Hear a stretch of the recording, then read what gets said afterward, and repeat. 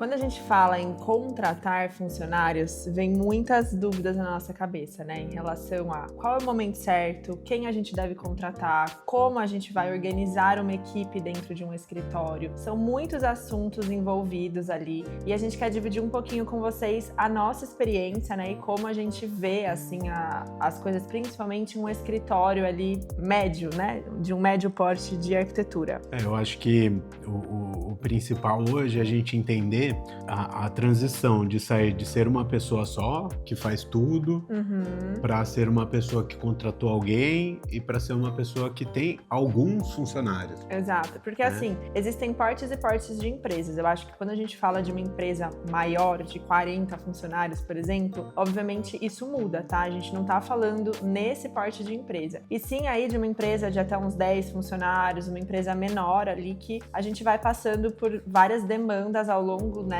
dos processos e que hoje a gente tem uma forma de trabalho, de organização dentro do escritório que a gente acha que funciona muito bem após alguns testes e experiências que a gente foi tendo ao longo do tempo.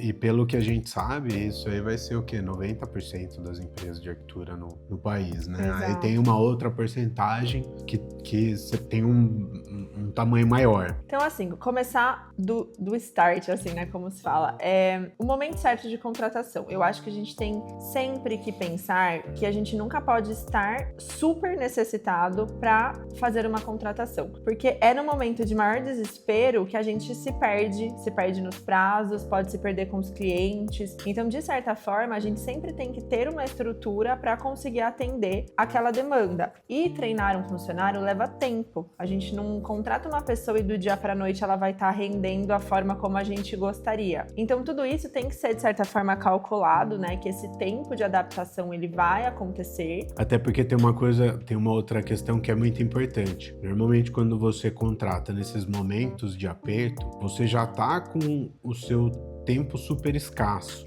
E aí você contrata uma pessoa, coloca lá dentro do seu escritório e você ou alguém da equipe não vai ter tempo de fazer, de instruir ela, de mostrar as coisas direito e tal. Então tende também a ser um momento conflituoso até para a própria pessoa, né? Então a gente tem que levar em consideração que o escritório em si, ele tem que funcionar, ele tem que ter uma fluidez, ele tem que ser atrativo para todos, desde o momento que a pessoa entra, né? Então, ela entrar numa empresa que tá muito bagunçada ali pode ser um tiro no pé também. Exato. Ela pode, por exemplo, aceitar o emprego e dali um mês, se tiver muita bagunça, ela pode não aguentar, né? Então, Exato. tem essa questão também. E toda vez que a gente foi contratar, principalmente falando de estágio, né? Porque é muito comum em escritórios de arquitetura o pessoal contratar estagiário, além de pessoas formadas. A nossa experiência dentro do nosso escritório é que todos os estagiários que a gente contratou bem no comecinho, aquele estagiário que nunca trabalhou em outro lugar, a gente conseguiu treinar ele muito bem para efetivar num futuro, né? E hoje, as arquitetas formadas que a gente tem dentro do nosso escritório, todas eram estagiárias. E as experiências que nós tivemos contratando arquitetos formados já não foram tão positivas. Eu não digo que isso nunca mais vai acontecer,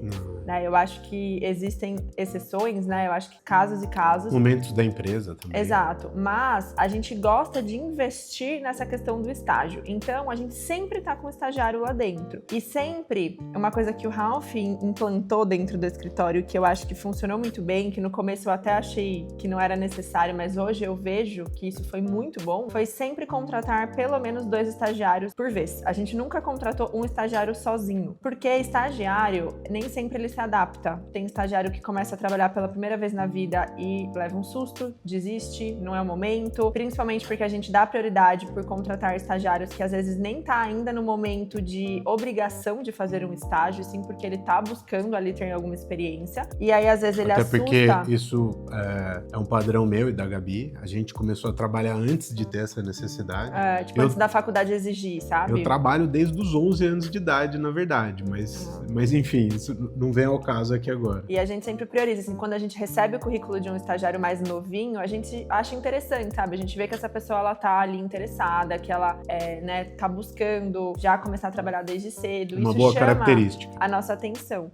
Mas nem sempre eles se adaptam, né? Então já aconteceu de um estagiário ficar um mês e falar, olha, não tô dando conta da faculdade. Enfim, cada um tem suas escolhas. E pra gente não ficar na mão de contratar um e depois ter que começar tudo de novo, enfim, a gente sempre contratou de 2 em 2. E nunca foi Às vezes demais, até né? mais. A gente já chegou a contratar mais, 3. mas assim, no mínimo de 2 em 2. E nunca foi demais, porque a gente sempre teve aquele tempo pra treinar, conseguiu ir organizando isso dessa forma. E a gente mesmo, às vezes, percebeu que a pessoa não estava dando conta e, infelizmente, teve que desligar, né? Isso acontece. Também. Pra gente não ficar restrita a um só. E no pior dos casos, você vai ter 2 pessoas muito boas. Exato. Seria ótimo, né?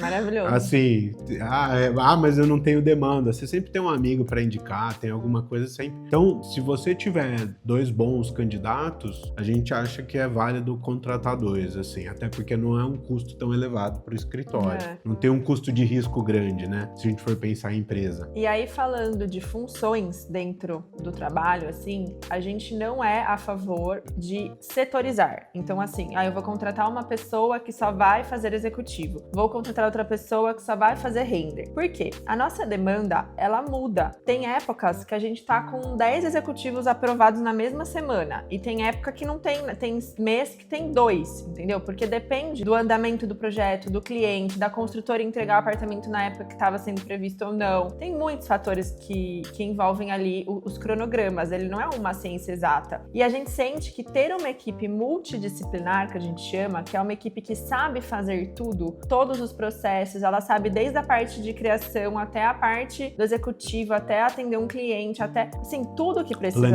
fazer uma planilha de quantitativo, renderizar, tudo.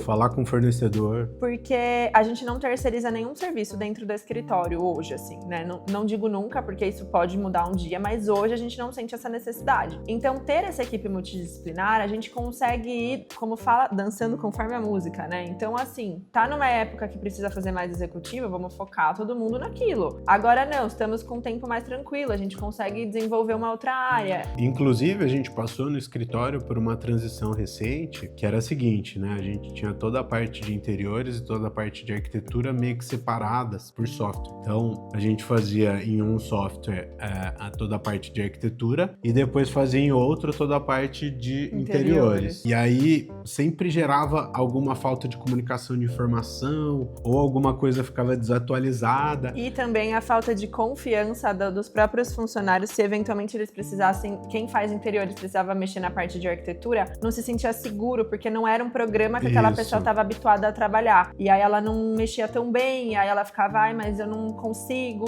E aí começou a virar uma separação. Aí entra uma questão que eu era muito apegado ao BIM, e eu entendia que o software de interiores, que é o SketchUp, que a gente usa hoje, inclusive é o software que a gente tem o curso, né? Do GPS da obra. Eu entendia que ele não atendia ali. Pra arquitetura, né? Que a gente usava o Revit até então. Porém, com o tempo e com muito estudo e muita pesquisa, a gente conseguiu criar um método para mesclar esses dois e hoje a gente usa um software só. 100% SketchUp e Layout, inclusive na parte de arquitetura, o que tornou agora a nossa equipe ainda mais multidisciplinar, porque elas conseguem trabalhar 100% no projeto de arquitetura desde o início. Então, o cliente entrou no escritório, a gente vai fazer a casa, elas já, desde a parte de arquitetura até a entrega de interiores, é tudo conectado no mesmo programa, com as mesmas pessoas trabalhando, sabe? Então, nossa, facilitou a nossa vida, assim, 1000%. Até porque eu era o especialista no outro software, e aí tudo ficava muito restrito a mim.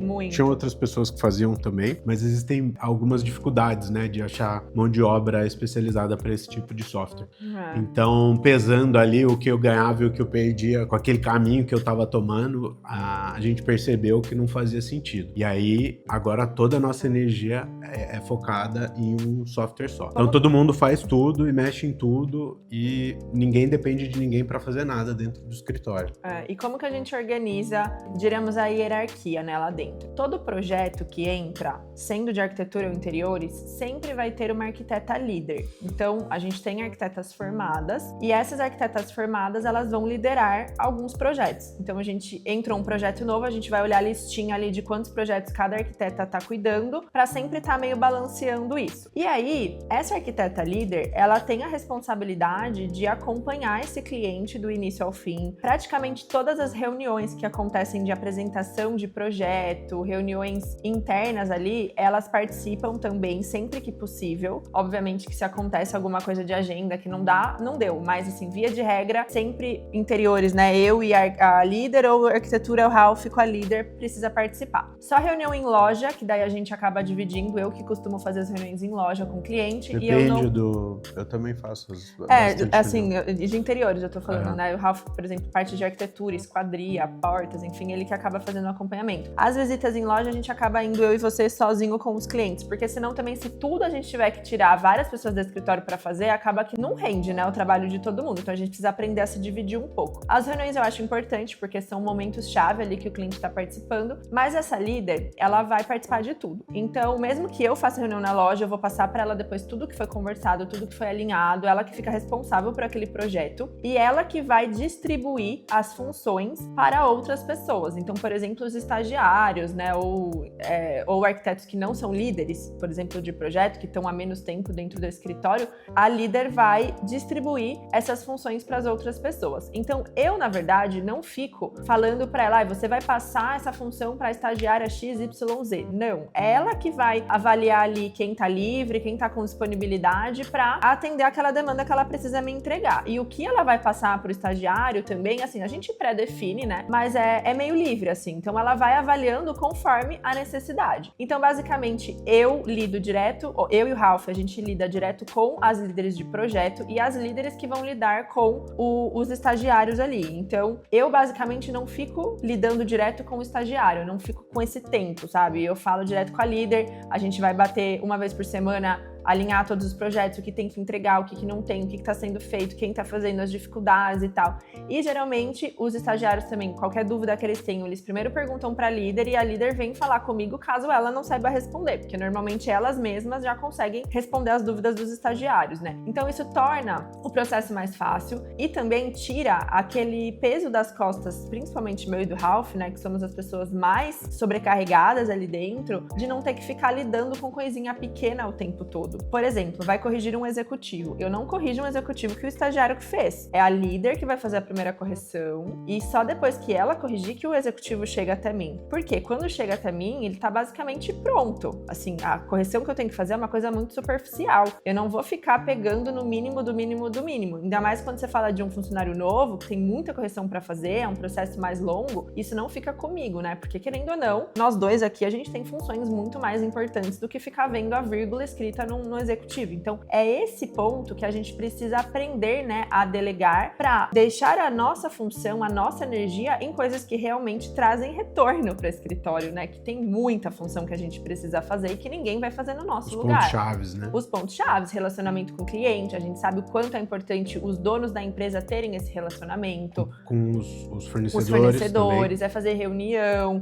Então a gente, né, óbvio que tem muitas outras coisas. Captação de cliente, a própria criação é uma coisa que eu gosto de participar diretamente. Nenhum projeto sai do escritório sem a nossa aprovação. Mesmo se é uma criação que uma líder de projeto que assumiu para fazer, porque elas também fazem, não são 100% dos projetos que eu e o Ralph sentamos para criar, mas nada que elas criam não passa por nós. A gente não tem reunião de alinhamento, não tem, né, conferência de tudo que está sendo entregue. Então, a gente tem que aprender a focar as nossas energias nisso. Isso também é uma questão que vem muito com o tempo. Eu demorei muito, mas muito tempo para aprender a delegar um trabalho. Para mim, delegar criação parecia uma coisa assim que ia ser impossível, sabe? Eu achava que eu nunca ia conseguir. Briguei bastante muito, contigo. Mas assim, era assustador, sabe? Parecia que nada que as pessoas faziam eu gostava. E eu não sabia ensinar o que eu...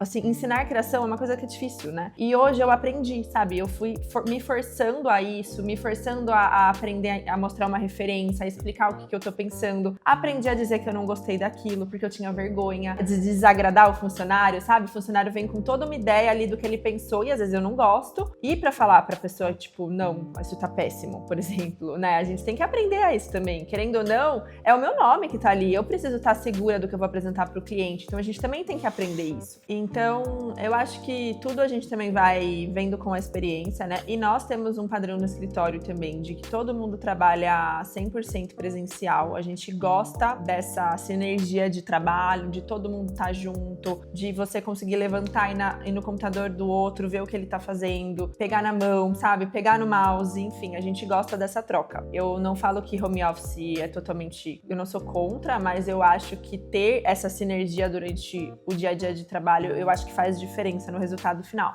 Até pro desenvolvimento de todo mundo, assim, a gente entende que... Estar presente ali, que né? a presença ajuda a melhoria diária não só do escritório, mas também do nosso pessoal, né? E outro detalhe, as líderes de projeto, elas também participam da obra, então quando é um projeto que o cliente nos contratou para integração de obras, que é quando a gente faz as visitas semanais, essa líder também faz essas visitas. Via de regra, elas fazem a visita semanal e eu e o Ralph, a gente vai em algumas visitas, a gente não vai em todas, não tenho necessidade de ir em todas. A líder quase sempre vai em todas. A não ser que tem uma semana que ela tá com alguma reunião que precisa fazer e aí eu já tô passando perto do endereço, eu faço a visita e mando pra ela, enfim. Mas quase sempre a gente organiza dessa forma, né? Pode até parecer meio loucura, mas esse método que a gente criou lá de todo mundo fazer tudo ajuda muito, porque a gente vê que os projetos vão melhorando como um todo. Todo mundo é muito completo, né? É aquela história do cara na fábrica que só parafusa um pedaço da peça e aquele cara que entende todo o processo de montagem de um item, né? Então, a nossa equipe é aquele cara que todo mundo no escritório é um cara que se agora tá só apertando o parafuso, com o passar do tempo ele vai entender todo o processo de montagem. Porque até para elas poderem criar um projeto, elas lembram que elas foram na obra, que elas viram a dificuldade que às vezes o engenheiro, enfim, alguém teve dentro da obra para fazer alguma execução, algum erro que foi cometido, para que isso não se repita. Então, o processo ele vai ficando cada vez mais complexo, né? E a gente também sempre fala, um estagiário entra, ele não entra fazendo uma criação. Eu falo que a criação é o último patamar que o funcionário chega, né? Porque para fazer uma boa criação, você tem que estar bom em todo o resto, na parte técnica, porque ninguém cria um bom projeto sem saber a parte técnica bem, né? Então, a gente vai subindo ali degrau por degrau e fazendo todo esse treinamento. E uma coisa muito importante que nos ajudou por completo e que foi o que nasceu o GPS da obra o nosso curso, o GPS da obra hoje, é o que treina todo mundo que entra dentro do escritório. A gente não tem mais que disponibilizar um funcionário para explicar como faz o nosso padrão de executivo, como que faz isso, como que faz aquilo, como que é o processo com o cliente, como que é a rota do cliente lá dentro. Não, todo mundo entra, tem acesso aos vídeos, o pessoal vai assistindo os vídeos e fazendo ao mesmo tempo. E assim, isso economizou um tempo nosso, bastante, né? Assim, absurdo, sabe? As dúvidas que chegam, elas são muito mais técnicas mesmo do que, de fato, dúvidas de software ou de como representar alguma coisa. É muito mais técnica de projeto em si, daquele projeto que a pessoa está trabalhando. Então, nós somos suspeitos, né? Porque o GPS da obra nasceu, antes de tudo, como uma forma de treinamento para nossa própria equipe.